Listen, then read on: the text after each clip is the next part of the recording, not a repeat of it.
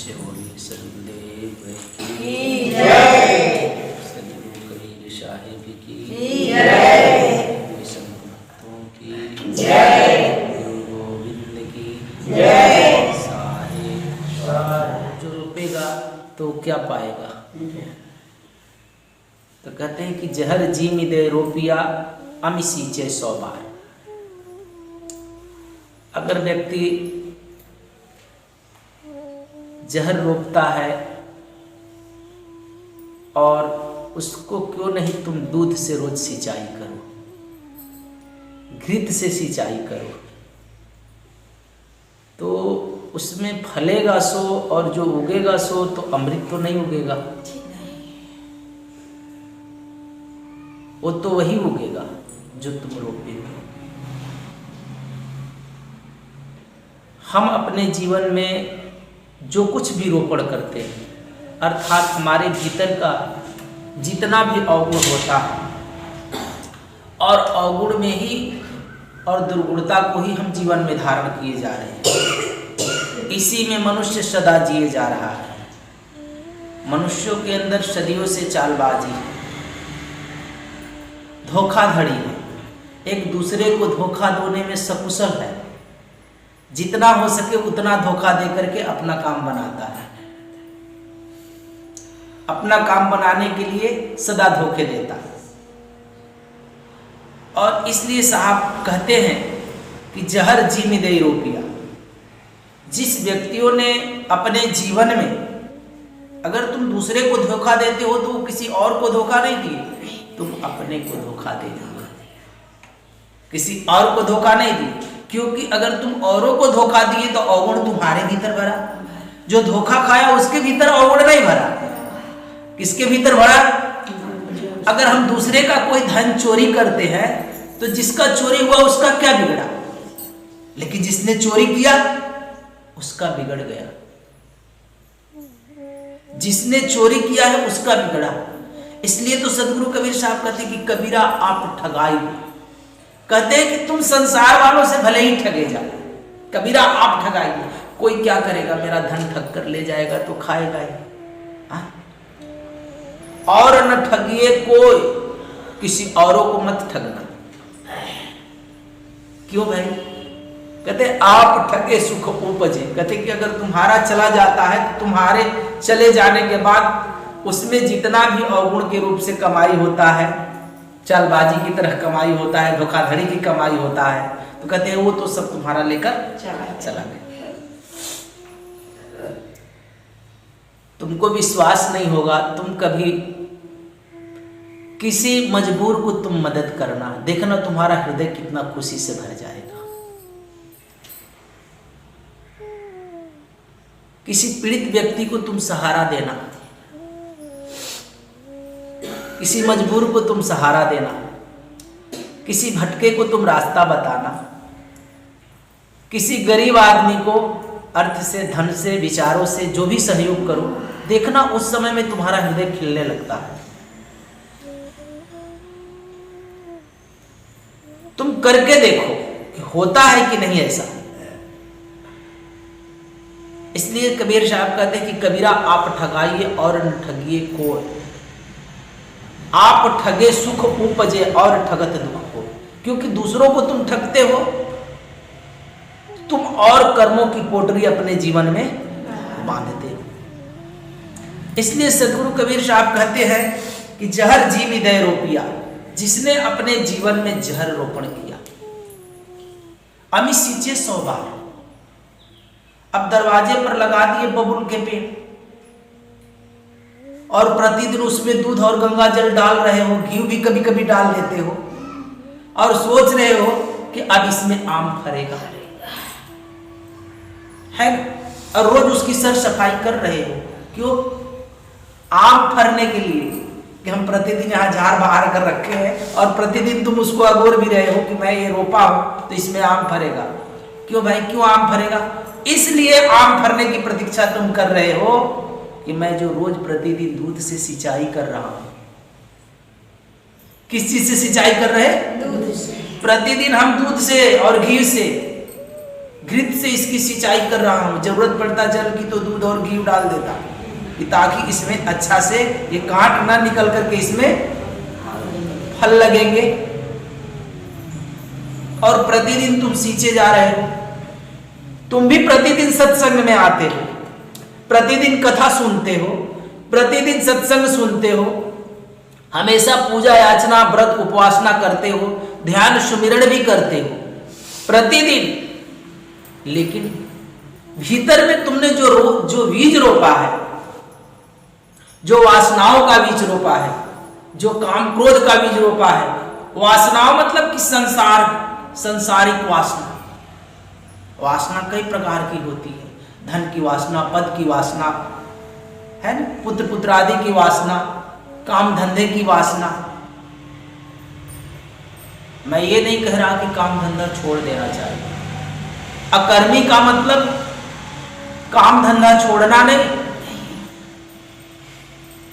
अभी पढ़ रहे थे कि छूट गए कसमज कर्मज लेखा, जो तुमने कसम ठाना है कि मुझे 10 ही बजे रोज का दुकान खोलना है, अब ऐसा कसम नहीं,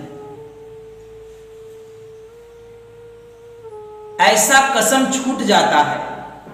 हुआ तो भी ठीक, नहीं हुआ तो भी ठीक, करना तो है, लेकिन अब मैं उस कर्मों में बंधता नहीं। इसलिए साहब कहते कि छूट गए कसमज कर्मज लेखा, जो कसम खाया कि प्रतिदिन यही काम, प्रतिदिन ऐसा करना, जो अपने को नियम में बांध लिए हो, ये होना ही चाहिए। ये जो तुम्हारे दिमाग में चलते रहते हैं करना है। सुबह उठोगे खाना नहीं बनाओगे तो कैसे खाओगे? एक कर्म देखते हो, पक्षी कर्म नहीं करते लेकिन फिर भी करते रहते हैं, अपना घोंसला बनाते हैं, उजाड़ते हैं, उनसे कुछ लेना देना नहीं, चहचहाते हैं, आपस में बातें करते हैं, नदियां बहती हैं, लेकिन वो कर्म नहीं करते, कर रही है लेकिन फिर भी उसका कोई आयोजन नहीं है उस कर्म का। वृक्ष बड़े हो रहे हैं लेकिन उनका कोई आयोजन नहीं, कब तक बढ़ना है, क्यों बढ़ना है, जल्दी बढ़ जाऊं, ऐसा कुछ नहीं है उसके भीतर आयोजन। ऐसा है तुम्हारे भीतर आयोजन है, जल्दी से जल्दी धन हो जाता तो फटाक से एक मकान बना लेता है। तुम्हारे भीतर आयोजन है कि जल्दी से जल्दी धन इकट्ठा कर लेता तो कहीं जगह जमीन ले लेता, जल्दी से जल्दी धन इकट्ठा हो जाता, तुम्हारे पास आयोजन है। तुम इस आयोजन को अपने भीतर बांधे हो, तुमने कर्मों में, इसे कहते हैं साहब कि एक कर्म में लपटे हुए लोग हैं। लेकिन नदी बह रही, वो भी तो कर्म कर रही है, लेकिन बहा ना बहा सूख गया कोई भी बात नहीं, बह रहा है, उसका कोई आयोजन नहीं है, बस धारा बह रही है, जहां नीचा पाया उधर बह गया, जहां तेरी मर्जी तू जहां ले गया वहां चल दिया। कर्म छोड़ने का मतलब यह नहीं होता कि चद्दर तान करके दिन भर सोए हैं, इसका मतलब यह नहीं होता 24 घंटा।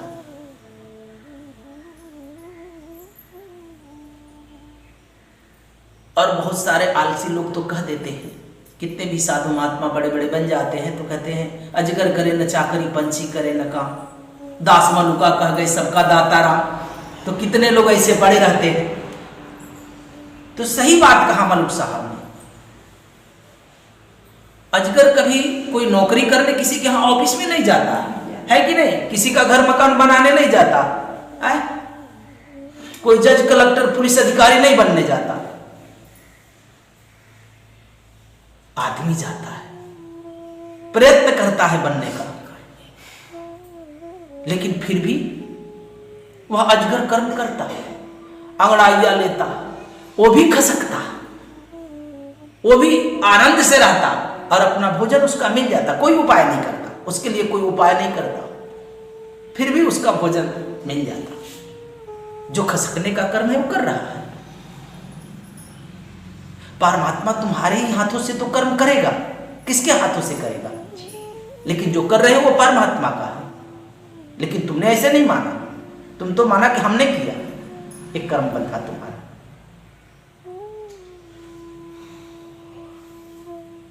तो हम अपने भीतर कर्मों को बांधे हैं, जहर रोपण किए हैं वासनाओं का, भावनाओं का, और तमाम प्रकार के पूजन याचना भी करते हैं।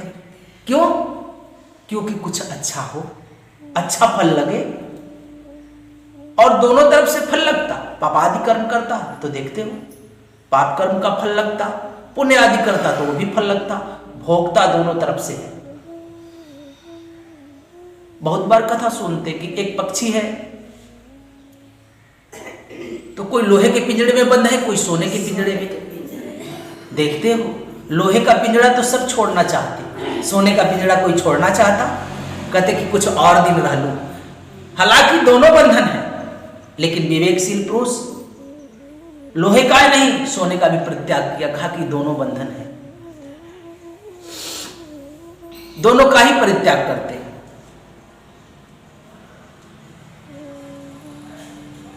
तो हमारे जीवन में जो हम कर्म यानी जो कर्मों के बीज रोपण है, इसको भीतर से जड़ से मैंने नहीं उखाड़ा,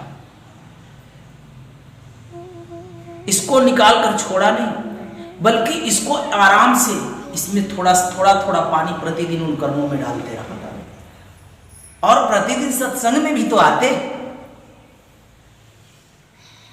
प्रतिदिन तो सत्संग में भी तो आते, और प्रतिदिन हर पूनम उपासना कहीं कथा चलती तो वहां भी तो पहुंच जाते, कहीं धर्म कर्म भी तो कर रहे हैं और सोचते हैं कि कर्म छूट जाए। इसमें कोई फल लगेंगे, मोक्ष रूपी फल की तलाश तुम्हें भी है। मनुष्यों को यहां पर मोक्ष रूपी फल का तलाश, कंठी तो बांध लिए, कंठी पहन लिए हैं, दीक्षा ले लिए हैं, उपदेश सुन रहे हैं, और जो पारंगत हो गए अपने घर पर है आराम से, उनको तो क्या लेना देना, वो तो टुटका निभाए। जब हम प्रतिदिन आते तो हम इतने सत्ते में आ जाते, जो कभी नहीं आता वो कहां जाएगा। शायद जो कोशिश किया वो कभी पहुंच भी जाए, जो छोड़ दे वो कहां पहुंचता। जो प्रयत्न करे तो शायद भूलते भूलते भी कभी पहुंच जाए, जो प्रयत्न ही छोड़ दिया वो कहां पहुंचता। वो कहीं पहुंचता किसी मंजिल मुकाम को, वो कहीं नहीं पहुंचता। इसलिए सदगुरु कबीर साहब कहते हैं कि जहर जीवी दे रोपिया अमी सींचे 100 बार। जिसने अपने जीवन में जहर को रोपण किया, वासनाओं का रोपण किया, क्राम क्रोध लोभ मोह अहंकार का रोपण किया, तेरा मेरा अपना पराया का रोपण किया, अब वो चाहता है कि इसकी सिंचाई मैं सत्संग से करूं, कथा कीर्तन जाकर के करूं, और छोड़ू कुछ भी नहीं, इसको अंदर से ना निकालो, बल्कि इसको पनपाने की प्रतिदिन प्रयत्न करता है। तो कबीर साहब कहते हैं कि कबीर खलक नाही तजे, अर्थात जो संसारिक मनुष्य है, जो गुरु के निकट जाता, जो संतों के निकट जाता, जो विवेकशील पुरुषों के निकट जाता, तो उनके जीवन में त्याग करने की भावना बार बार उठती है अंदर से। हमेशा वो सोचता है कि मैं इसे त्याग कर लूं। तो जिनके अंदर अगर भीतर आज उठा है तो कल दिन मेरे कर्म भी छोड़ेंगे, निश्चित हो गया कि अब इसके भीतर जगने लगे तो कभी न कभी ये छोड़ देगा। लेकिन सांसारिक व्यक्ति कबीर खलक मतलब संसार होता है, कबीर खलक माने नहीं। कहते हैं कि ये कितना भी कथा कीर्तन सुन ले जा करके, कितना भी जग में फेरी दे ले, कितना भी व्रत कर ले, कितना भी तीर्थों में जाए, लेकिन वो अपना कर्म कभी छोड़ता नहीं। एक संसारिक और एक गुरु भक्त में यही फर्क है कि संसारिक व्यक्ति समस्त तीर्थ व्रत उपासना करते रहता है, लेकिन कभी अपना कर्म छोड़ता नहीं है, बल्कि उसमें और जल डालता है, और जा करके तीर्थ में व्रत में देवी देवताओं के स्थानों पर बल्कि और मांग करता कि ये वृक्ष मेरा और पनपे। इसलिए साहब कहते हैं कि कबीर खलक माने नहीं, कबीर खलक नाही तजे जामे जौन स्वभाव। जिसका जैसा स्वभाव है, अंदर में जैसा स्वभाव पड़ा है, तो तुम कितना भी सिंचाई करो, कितना भी कथा सुनो, कितना भी कीर्तन करो, वो स्वभाव तुम्हारा अंदर से जाता नहीं। इसलिए हमें अपने स्वभाव को बदलना चाहिए, और हम तो कभी स्वभाव बदलना नहीं चाहते। स्वभाव मतलब तुम्हारी आदत। देखते हो, मन आदत पकड़ लेता, और जो आदत पकड़ लेता तो तुम्हें समय हो गया तो खाना भी मांगेगा कि इतना समय हो गया, ठीक उसी समय में तुम्हें भूख लगेगा। जब झपकी लेते हो तो उसी समय में तुम्हें झपकी भी आएगी। और कितने को तो आदत पकड़ लेता है शराब पीने की, और शराब पीकर के पता नहीं उल्टी सीधी कितने काम कर जाते हैं, और फिर आराम से कहते हैं कि मैंने नहीं किया, वो तो शराब ने कर दिया, पी लिया था। एक गांव का व्यक्ति शराबी था, शराब खूब पी लिया, और शराब पी करके एक व्यक्ति को बहुत मार दिया। वो थाने में पकड़ कर गया और जज के सामने पेश किया गया। उसको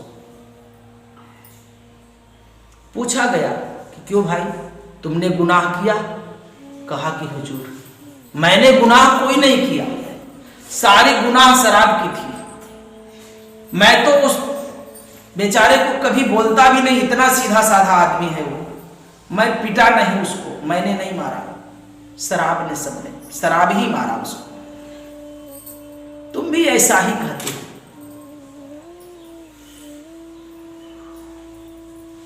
यह दुख के कारण एक संत के पास चला गया और संत से कहा कि महाराज, मेरी शराब छुड़ा दीजिए। आप लोग भी आते हैं, कहते हैं कि मेरा अवगुण छूट जाए, साहब मेरे भीतर से मेरी दुर्गुणता मिट जाए। वो भी जाकर कहा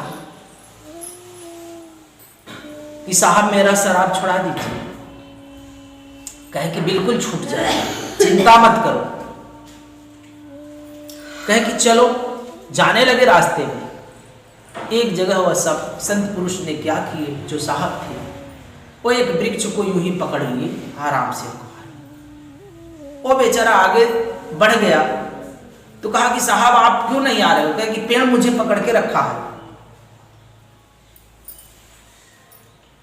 उसने आया दौड़ करके छुड़ाने के लिए, कहा कि साहब पेड़ आपको नहीं पकड़ा है, आपने पेड़ को पकड़ा है।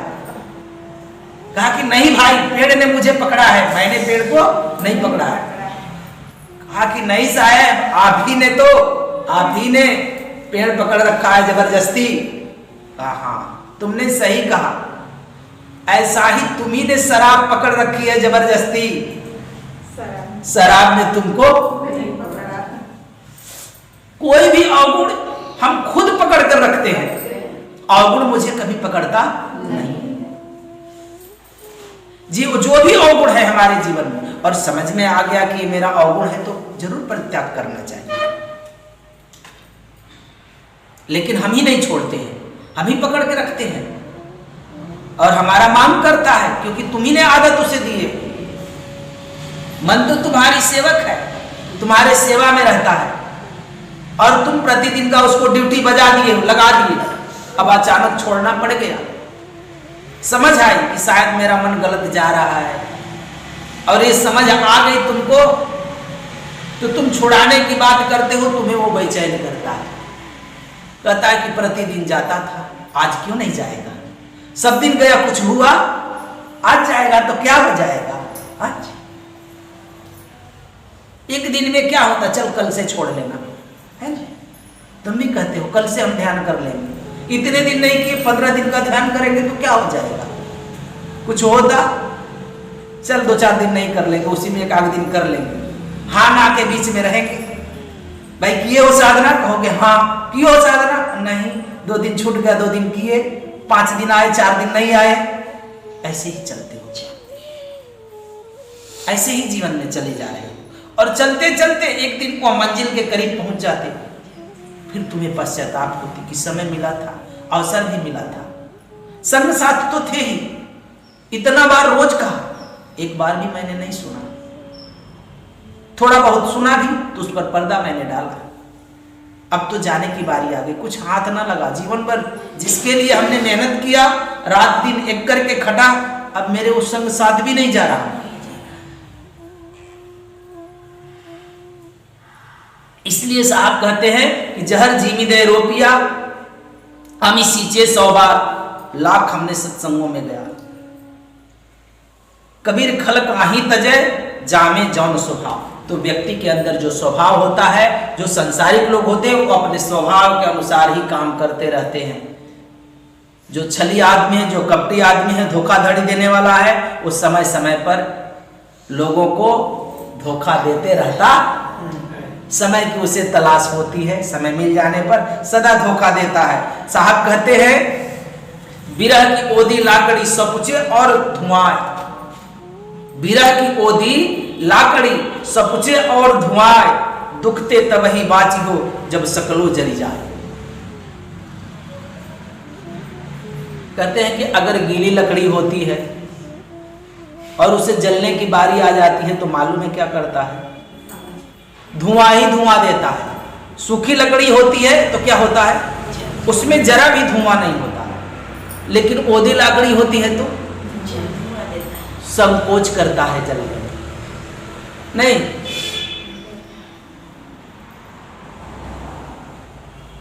संकोच करता है ना, वो जल नहीं पाता है, पानी चुआता है। राग आता है, उसे दुख महसूस होता है। जो व्यक्ति अपने जीवन में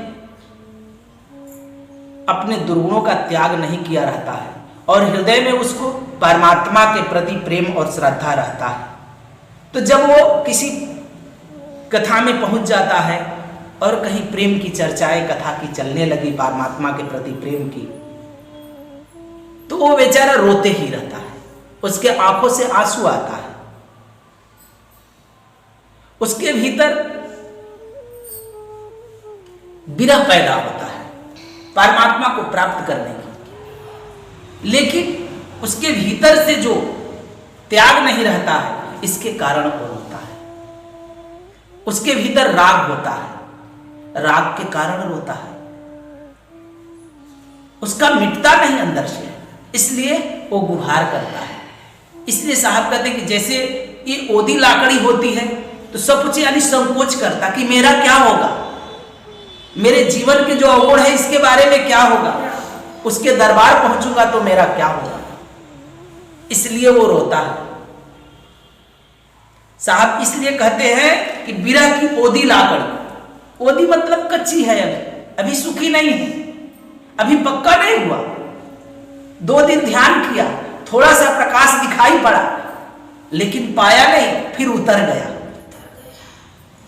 अब यूं ही फूले फूले फिर रहा है कि मैं भी तो लकड़ी हूं, जल जाऊंगा, मैं भी तो ऐसे ही मनुष्य श्रेष्ठ जाति में हूं। श्रेष्ठता का दावेदार होते हो, लेकिन तुम श्रेष्ठ कभी बनते नहीं।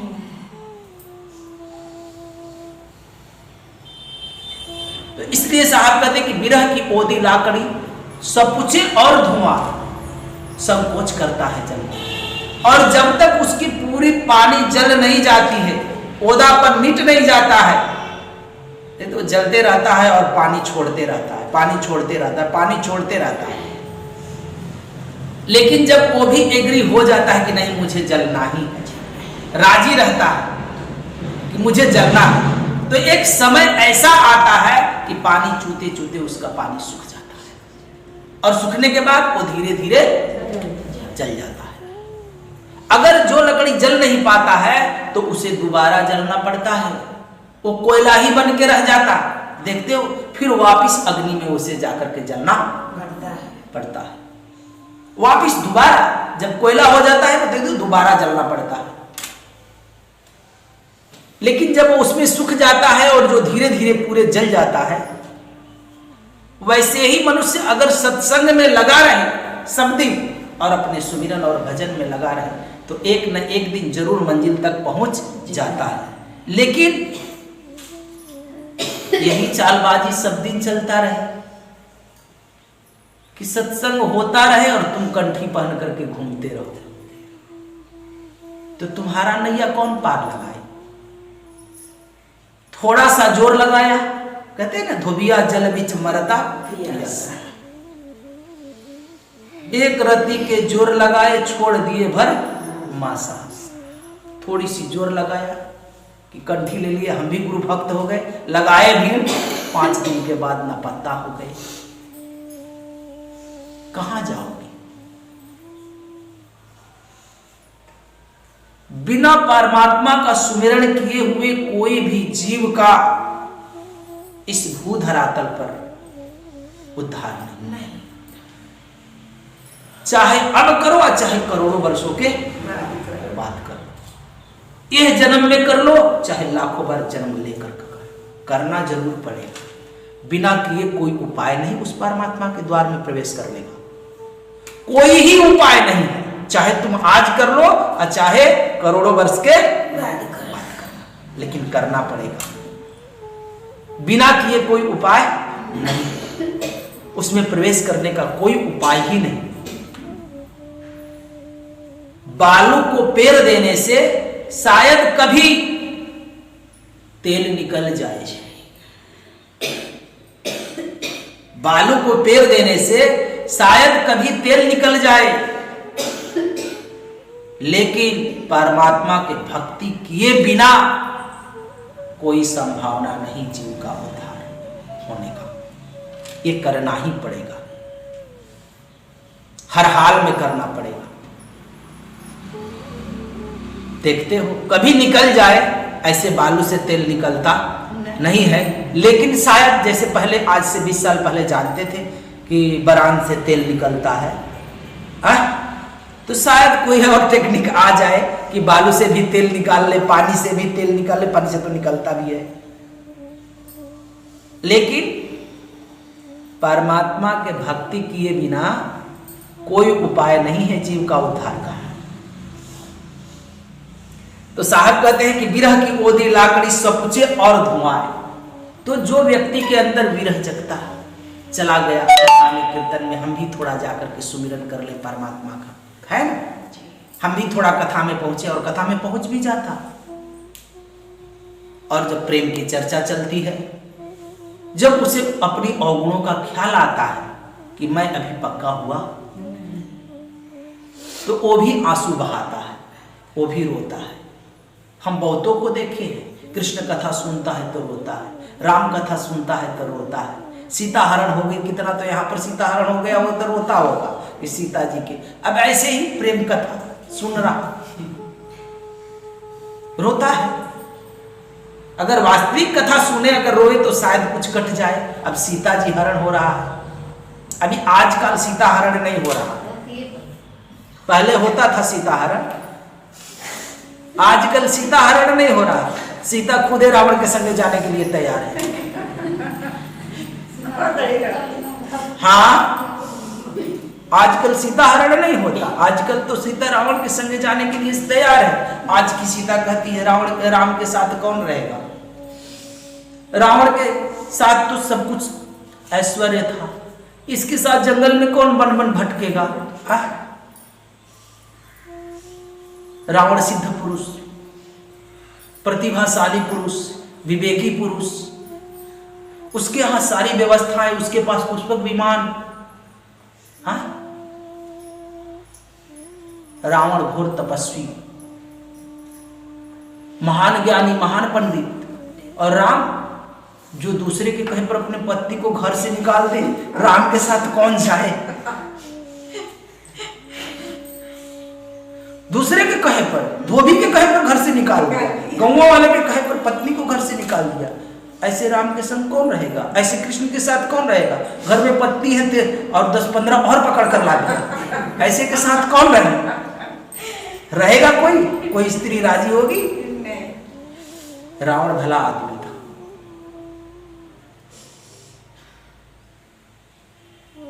3 साल रही सीता उसके संग, लेकिन सदा उसकी इजाजत की प्रतीक्षा करता था। ऐसे प्रतिभाशाली पुरुष था, चाहता तो जोर जुर्म कर सकता था, अन्याय कर सकता था, लेकिन उसने ऐसा नहीं किया, अपने मर्यादा में रहा। राम को भले ही लोग कहे कि मर्यादित पुरुष, लेकिन मैं तो जानता हूं कि रावण मर्यादा पुरुष था, वो अपनी मर्यादा में रहा। मुझे ऐसा लगता है कि रावण प्रतिभाशाली और मर्यादित पुरुष था, उसने कुछ ऐसा नहीं किया। राजा मंदी के लिए राजी कर रहा था, प्रतिदिन लोगों को भेजता था कि समझाओ, मेरे यहां राज करेगी। सीता अपनी सत्यता पर थी, राम भैया सत्यता पर नहीं थे।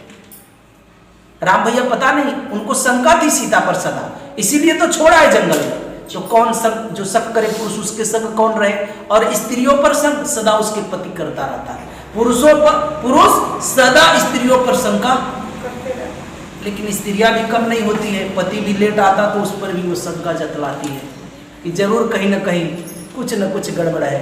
ये इतना देर रह कहाँ गया, क्यों रुक गया, क्या बात है, कई प्रश्नें उठती है। हालांकि पति पत्नी का संबंध एक विश्वासीय संबंध है, वो शंका करने वाली संबंध, और शंका करना भी नहीं चाहिए। जो शंका करेगा वो दुख में पड़ता है, पीड़ित होता है। फ्री में पैसा नहीं देना पड़ता, घर में कला खड़ा करना हो, एक दूसरे पर शंका करना शुरू कर दो।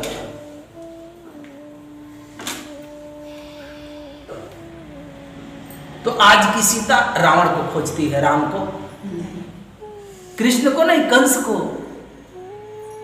जहां सारा सुख सुविधा विद्यमान हो, जहां हमसे सब लोग डरे, भय खाए, ऐसे जगह पर मैं जाऊं।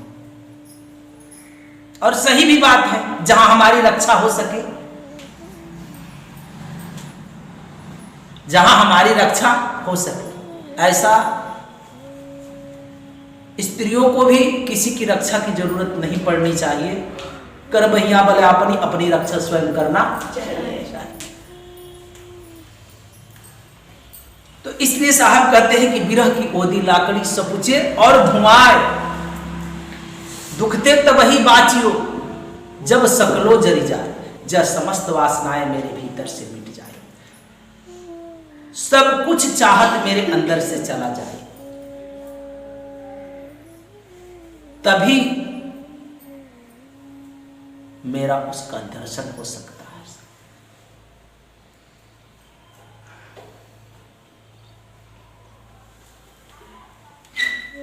उस परमात्मा का दीदार हो सकता है, तभी, बीच में नहीं।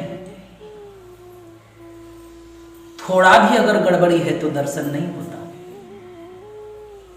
अभी गाया ना कि छूट गए कसमज, जो कसम खाए, कर्मज, कर्मों की लेखा जोखा, छूट गए कसमज कर्मज लेखा, यही नैनन साहब को देखा।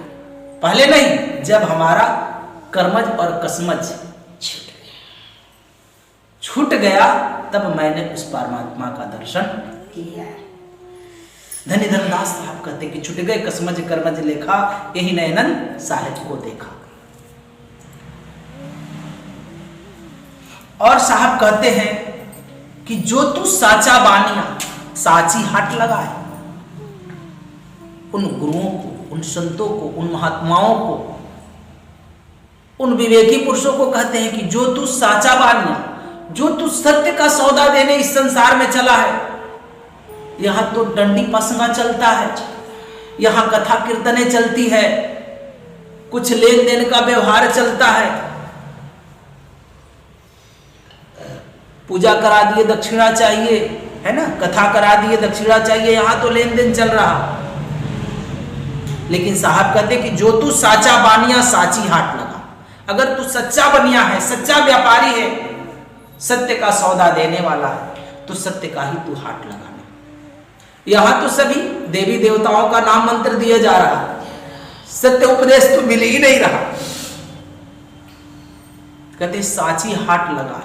अगर तुम सच्चे हो और सच्चे पथ पर पथिक बन रहे हो, सच्चा व्यापारी बनना चाहते हो, परमात्मा का तुम सौदा करना चाहते हो, तो अंदर की काम क्रोध लोभ मोह मिटना चाहिए। ठीक तरह से अपने मन पर तौलो। कहते हैं ना, हृदय तराजू तौल ले तब मुख बाहर खोल। अपने हृदय की तराजू में तौलना कि मैं जो कर रहा हूं और कहां तक कर रहा हूं, और कर करके मैं किस स्थान तक पहुंच रहा हूं, कर रहा हूं कि नहीं। एक एक सच्चे ढंग से, एक ईमानदारी से मैं गुरु उपदेश लेकर के चल रहा हूं कि नहीं। इसलिए साहब कहते कि जो तू साचा बानिया साची हाथ लगाए, अंदर झाड़ू दे के। बाहर का झाड़ू तो सब लगा लेते हो, अंदर की झाड़ू कब लगाते हो?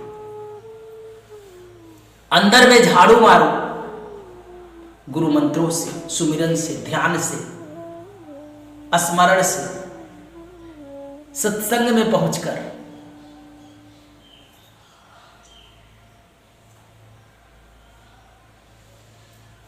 क्योंकि हमारा झाड़ बहार से हमारे भीतर का प्रमाद मिटता है, आलस्य मिटता है, हमारे भीतर स्वच्छता बनी रहती है।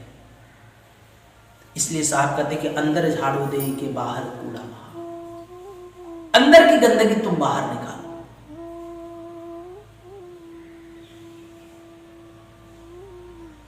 सदगुरु कबीर साहब से एक मौलाना मिलने आया था, बहुत पहुंचा हुआ फकीर था। कबीर साहब ने दरवाजे पर सुअर बांध दिया। क्या बांध दिया? सुअर बांधा, और बांध करके छोड़ दिया, अपने घरों में बैठे थे। वो बहुत बड़ा हाफिज मौलाना जो भी था उनमें प्रवक्ता था, फकीर था, आया मिलने के लिए। कबीर साहब को आवाज दिया,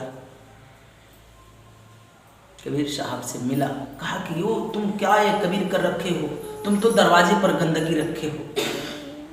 सदगुरु कबीर साहब ने कहा कि हुजूर, मैं तो दरवाजे पर गंदगी रखा हूं, बहुतों ने तो अपनी भीतर रखा है गंदगी। कहा कि मतलब कि तुम मांस मदिरा शराब, मांस मदिरा सब खाते पीते, कितना लोगों का खून चूसते,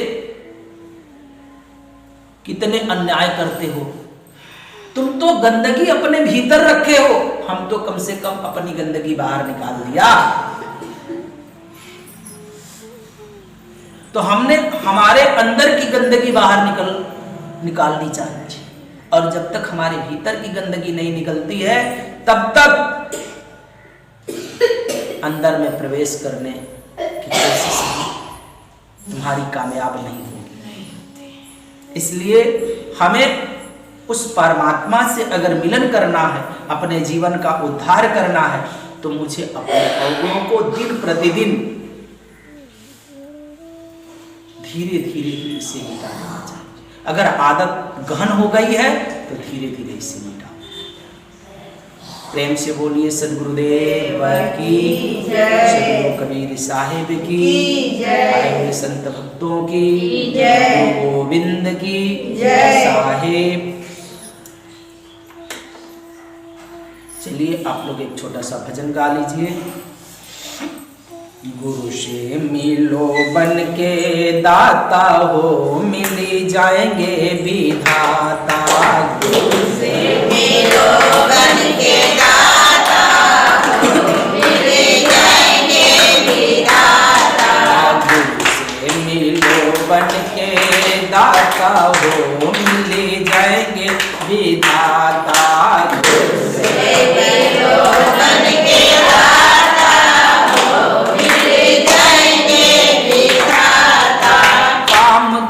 लोभ मोह तुरंत दान दीजिए, काम क्रोध लोभ मोह तुरंत दान दीजिए।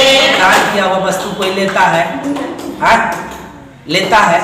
अगर तुम क्रोध करते हो, लोभ करते हो, मोह आता है तुम्हारे भीतर, तो इसका मतलब कि तूने अभी दान नहीं किया। जो दान कर दिया उसे फिर दोबारा आना नहीं चाहिए। इसलिए साहब कहते हैं कि भाई दान करना है, दाता बनकर रहो। तो क्या देना है? तो गुरु दाता है, लेकिन हम यहाँ कह रहे हैं कि यहाँ पर भक्त ही दाता है, लेकिन दान करो तुम। हम भी कह रहे कि तुम दान कर दो, और जो दान कर दिए हो फिर तुम्हारे पास वो आना नहीं चाहिए। ये बात ख्याल रखना है ना। एक ने कहा कि भाई गुरु से दाता बन के मिलना मतलब कि धन दौलत बांध कर देना। नहीं भैया, आगे का पद समझोगे तब तुमको समझ में आएगा कि क्या देना है गुरु को। और जो दान दे दिया, ये इतना चीज अगर तुमने दान कर दिया और तुम्हारे भीतर नहीं आया, तो विधाता से मिलन तुम्हारी निश्चित है, उसमें शंका नहीं। इसलिए कह रहे हैं कि काम क्रोध लोभ मोह तुरंत दान दीजिए, काम क्रोध लोभ देते समय कछु सोचो न कीजय, देते समय कुछ सोचो न कीजिए। काम क्रोध लोभ मोह तुरंत दान दीजय, काम क्रोध लोभ तुरंत दान दीजिए। देते समय कछु सोचो न कीजय, देते समय कुछ सोचो न कीजिए। तब ही जुड़ेगा तेरा नाता हो, मिली जाएंगे विधाता। तब ही जुड़ेगा तेरा नाता हो, मिल जाएंगे विधाता। तब ही जुड़ेगा तेरा नाता हो, मिली जाएंगे विधाता। तब ही जुड़ेगा तेरा नाता हो, मिल जाएंगे विधाता। गुरु से मिलो बन के दाता हो, मिली जाएंगे विधाता। गुरु से मिलो बन के दाता हो, मिल जाएंगे विधाता। आगे कह रहे हैं कि गुरु देते युक्ति सब ही जांच लीजय, गुरु देते युक्ति सब ही जांच लीजिए। गुरु देते युक्ति सब ही जांच लीजय, गुरु देते युक्ति सब ही जांच लीजिए। सेना और बैना में सब लख लीजय, सेना और बैना में सब लख लीजिए। सेना और बैना में सब लख लीजय। सेना और बैना में सब लख लीजिए। भक्तों से कुछ ना छुपाता हो, मिली जाएंगे विधाता। भक्तों से कुछ ना छुपाता हो, मिल जाएंगे विधाता। भक्तों से कुछ ना छुपाता हो, मिली जाएंगे विधाता। भक्तों से कुछ ना छुपाता हो, मिल जाएंगे विधाता। गुरु से मिलो बन के दाता हो, मिली जाएंगे विधाता। गुरु से मिलो बन के दाता हो, मिल जाएंगे विधाता। गाली को आगी में दीजय जलाई, गाली को आगी में दीजिए जलाई। क्रोध ही जल निंदा धुआं भाई।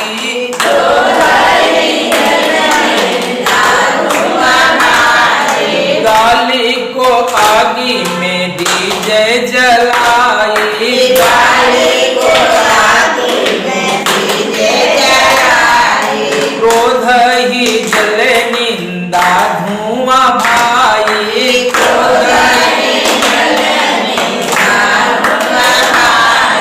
बस में तीनों जब आता हो, मिली जाएंगे विधाता। बस में तीनों जब आता हो, मिल जाएंगे विधाता। बस में तीनों जब आता हो, मिली जाएंगे विधाता। बस में तीनों जब आता हो, मिल जाएंगे विधाता। समझ में आया ना? तीन चीज कौन कौन? गाली, क्रोध और निंदा। निंदा अगर कोई करता हो तो छोड़ देना चाहिए कि धुआं के जैसा उड़ जाए आकाश में। अगर कोई क्रोध करता है तो उसको जल की तरह छोड़ देना चाहिए कि बह जाए, और गाली हो तो उसको आग में ऐसे ही छोड़ देना चाहिए कि जल जाए। इनको कभी अपने पास लाना नहीं चाहिए, और इसको अपने अधीन, अपने बस में रखना चाहिए। आगे साहब कहते हैं कि सदगुरु कबीर से प्रीति जोड़ाए, सदगुरु कबीर से प्रीति जोड़ाए। सद्गुरु कबीर से प्रीति जोड़ाए, सद्गुरु कबीर से प्रीति जोड़ाए। राम नाम नदिया में गोता लगाए, राम नाम नदिया में गोता लगाए। राम नाम नदिया में गोता लगाए, राम नाम नदिया में गोता लगाए। सुधीरा कुशल पर माता हो मिली जाएंगे विधाता, सुधीरा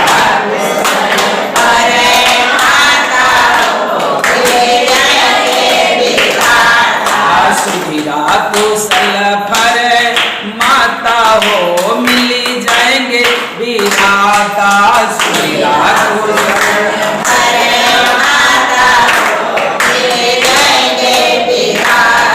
से मिलो बन के दाता हो मिली जाएंगे विधाता, से मिलो बन के दाता हो मिल जाएंगे विधाता। गुरु से मिलो बन के दाता हो मिली